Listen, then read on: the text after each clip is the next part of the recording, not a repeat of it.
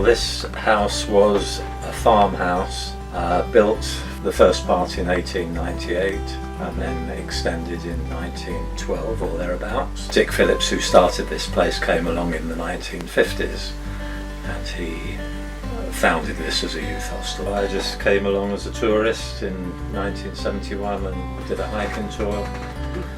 Became part of the team of people leading tours. And then a few years later he needed a business partner, so that was me. Just happened to be around at the time.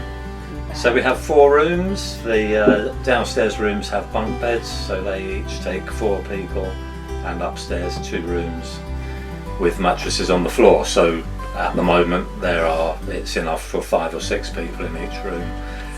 It's nice to produce whatever you can, wherever you can. So here we have the luxury of a garden with things in it, and I decided to make myself a greenhouse so that I could grow some vegetables in there that don't cope with being outside, and to start lots of plants which can then be put outside later on.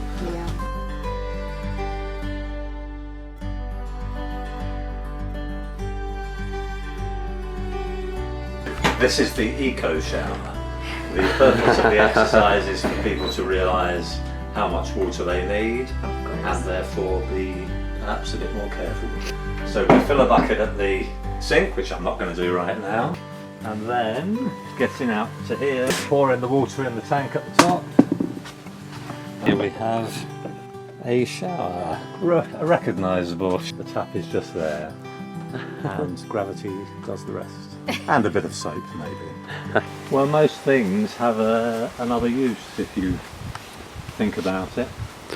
So anything that's wood I can make from wood, but eventually it becomes fuel for the barbecue. One of the interesting things for me about being here is I don't have to go and see the rest of the world, because the world comes to see me.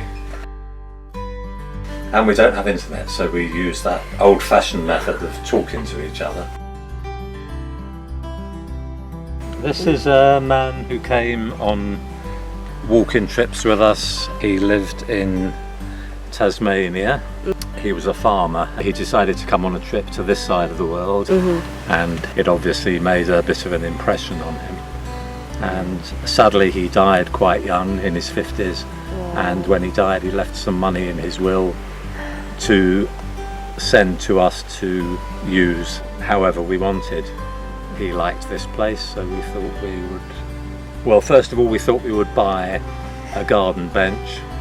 So we went to the garden bench store in Iceland, where there isn't much choice, of course, and everything is very overpriced. And I decided I could make a much nicer one by just buying wood and making it myself. I hope he likes it, wherever he is.